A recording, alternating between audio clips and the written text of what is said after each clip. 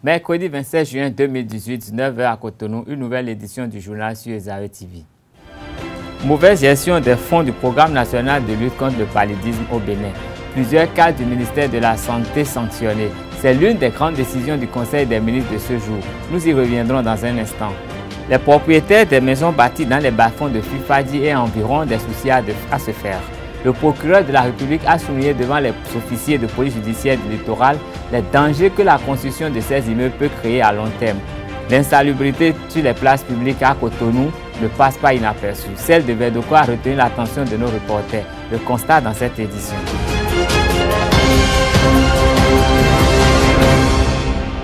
Chers amis internautes fidèles à Ezare TV, bonsoir et bienvenue dans cette édition. Coup de tonnerre pour la dernière journée dans le groupe F à la Coupe du Monde Russie 2018. La National Mannschaft, champion du monde en titre, est sortie pour la première fois de son histoire au premier tour. Sa victoire sur le score de 2-0 face à la Corée du Sud n'a pas suffi pour sauver la troupe à Johan Loft. La Suède a arraché le second billet qualificatif du groupe. Elle poursuit ainsi sa marche en compagnie du Mexique. Les membres du gouvernement se sont réunis pour la séance hebdomadaire du Conseil des ministres ce 27 juin. Plusieurs décisions ont été prises au cours du conclave gouvernemental. Face à la presse, le ministre porte-parole du gouvernement, Oswald Omeki, est revenu sur les grandes décisions prises. Je vous propose ici un extrait de son point de presse. Au titre des mesures normatives, le Conseil des ministres a adopté le décret portant création d'une unité d'appui à la gestion des affaires pétrolières.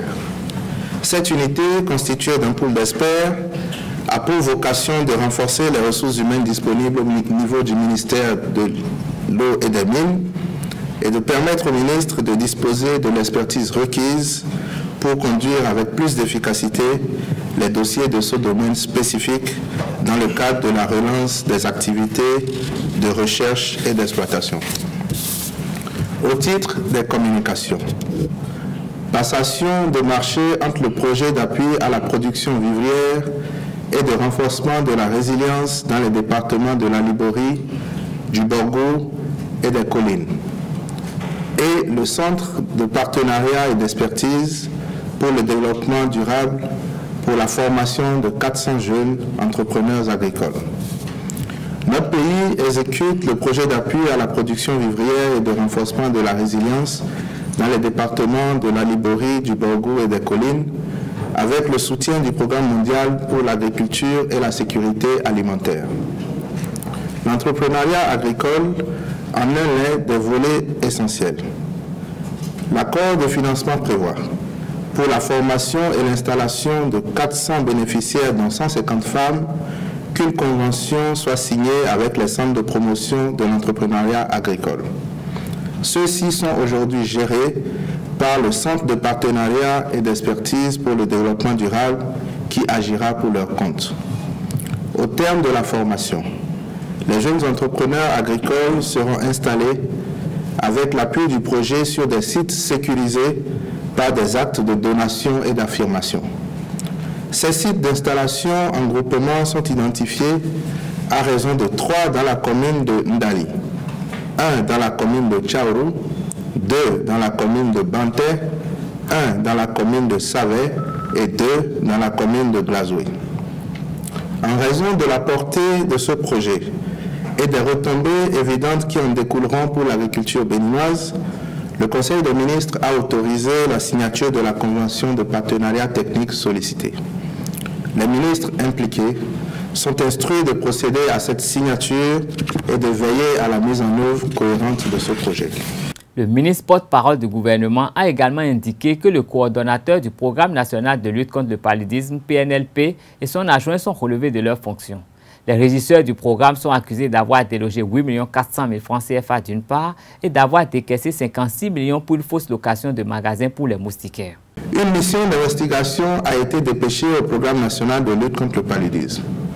Au terme de ces travaux, plusieurs irrégularités et insuffisances ont été relevées, notamment l'inefficacité du dispositif d'audit et de contrôle interne, des actes de mauvaise gestion financière et comptable et des actes de détournement de moustiquaires par des agents. Prenant acte de ce rapport, le Conseil des ministres a instruit le ministre de la Santé aux fins de prendre des sanctions administratives contre les personnes impliquées et de procéder au relèvement du coordonnateur ainsi que du coordonnateur adjoint. Il mettra également en œuvre les recommandations qui en sont issues, dont faire rembourser compte quittance dans le compte approprié du programme la somme de 8 400 000 francs CFA relative au ticket valeur sorti par l'assistant régisseur et gestionnaire du stock sans aucune autorisation. Faire justifier la somme de 56 540 000 francs CFA décaissés pour la location de magasins et le convoyage de moustiquaires des arrondissements vers les villages alors que l'activité n'a pas été réalisée. Éviter à l'avenir la trop longue sédentarisation des agents au sein du programme. Par ailleurs, les directeurs départementaux de la santé, en liaison avec les médecins coordonnateurs de zones concernées, devront veiller au remboursement par les agents indélicats des sommes représentant le coût des moustiquaires manquants. Le ministre de la Justice et de la Législation fera engager pour sa part les procédures judiciaires contre les mises en cause. Le procureur de la République près le tribunal de première instance de première classe de Cotonou, Gilbert Ulrich Torbonon, a tenu dans la soirée de ce mercredi une rencontre de commandement avec les officiers de police judiciaire du département du Littoral. Au cours de cette séance de travail, le procureur a martelé aux OPJ la prise de mesures idoines en vue de la fermeture des structures illégales telles que les centres de santé, les débits de boissons et les sociétés de gardiennage.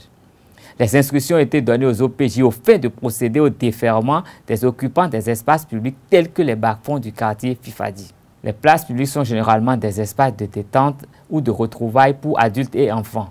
À Cotonou, la plupart de ces espaces sont envahis par des tas d'ordures aux odeurs nauséabondes. Le jardin public de Carrefour La Vie du quartier Verdocor ne déroge pas à la règle. Même s'ils sont nombreux à le fréquenter, l'état des lieux ne rend pas ces citoyens indifférents. Nous sommes ici au jardin du Carrefour à Gontikan. Cette place publique végète dans une insalubrité totale. Des tas d'ordures par-ci et là, et à côté, un caniveau dégageant une odeur nauséabonde. Le plus désagréable, une dame vendant à manger juste à côté. Des hommes et des femmes habitués des lieux ou non trouvent du plaisir à y passer du temps. C'était à la quête d'un espace de distraction et d'autres d'un cadre de réunion circonstanciel. Derrière nous, il y a un déchet monstre qui nous indispose parfois. On n'y peut rien. On a dit place publique. Normalement, c'est les autorités locales qui doivent s'occuper de ça. Ils sont là, mais on ne sait pas pourquoi le carnivore là est laissé dans ces conditions. Les populations sont ce qu'elles sont. S'il n'y a pas une équipe de surveillance, s'il n'y a pas de surveillance, les gens peuvent jeter de n'importe quoi dedans. Et tout ça là, ça indispose, ça pollue l'environnement. Donc c'est les autorités locales qui doivent normalement prendre des mesures pour empêcher les gens de mettre des déchets dedans. Parlant de responsabilité, Félicité Gagnon trouve plutôt qu'elle est partagée. Pour elle, l'on devrait revenir à l'ancienne méthode de salubrité. Nous pouvons nous-mêmes arranger nos maisons. Le mieux, c'est de revenir sur l'ancienne stratégie. Tous les samedis, il y aura une séance de salubrité dans chaque quartier. Ceci avec la collaboration des chefs quartiers. Ainsi, la ville sera propre. À l'instar du jardin de Agontikan, les autres places publiques ne sont pas épargnées par l'insalubrité. Et pour cause, l'absence de poubelles et l'incivisme de certains citoyens. À chacun donc de jouer sa partition pour permettre aux espaces publics de redevenir le lieu de détente qu'ils devraient être. Environ 20 maîtres de taekwondo ont participé le week-end écoulé au premier des 3 stages de préparatoires indiqués en prélude aux examens de passage au 4e, 5e et 6e dan de taekwondo. Sous la houlette du grand maître Pierre Ogudjobi, ils ont revisé les techniques fondamentales de la pratique de cet art martial et autres spécificités aux dan concernés au centre de promotion de l'artisanat de Cotonou. Ils attendaient cela depuis 3 ans. Ces maîtres de taekwondo vont passer cette année les examens de 4e, 5e et 6e dan. Pour les préparer, la Fédération béninoise de taekwondo a organisé du 22 au 24 juin 2018 le premier des 3 stages prévus avant les examens proprement dits.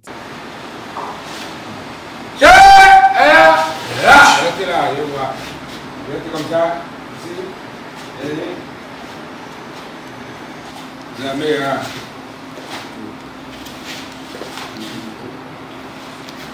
Ça! Et puis, normalement. Oh! C'est une solution à une autre, appelée naturelle. Pour les barreaux aussi, c'est la même chose. Donc quand tu as terminé, ici, là, comme ça, hein, barreau, tu commences à te redresser directement. Tu ne vas pas commencer à faire comme... Non, il ne faut pas rester en bas là. Hein? Tu vas aller là comme ça. Tu es là. Oh! Naturellement. Bon, vous tournez. Là-haut. Tu te redresses. Tu te redresses pour venir ici. Pour faire ça. Revenez là. Pendant les 3 jours du stage, les participants ont actualisé leurs connaissances sur les techniques de base de cet art martial d'origine sud-coréenne sous la direction du grand maître Pierre Ogujobi, assisté du directeur technique national, le maître Raymond Ojo. Chacun d'eux s'est également outillé sur les notions spécifiques du grade le concernant. Plus on évolue en grade, plus les techniques deviennent complexes. Toutefois, pour chaque stage, on prend en compte, c'est-à-dire tout ce que le pratiquant a déjà acquis comme connaissance et accédé au niveau qu'il est en train de postuler. Par exemple, bon, nous avons au programme le travail des Kibon. Les Kibon, c'est les techniques de base, les techniques fondamentales, de la base jusqu'au premier cop, c'est-à-dire des ceintures intermédiaires jusqu'au premier dan. Après ça, viennent des techniques beaucoup plus complexes. Et par rapport au grade, il y a une complexité au niveau des techniques. Pour le directeur technique national, le niveau des postulants est moyen à ce premier stage. Mais il se rassure de son amélioration aux 2 prochains stages de préparation aux examens. En entendant cela, les taekwondoïnes ayant postulé pour les examens de 1er, 2e et 3e dan vont bénéficier du même stage les 30 juin et 1er juillet 2018 au niveau des pôles départementaux.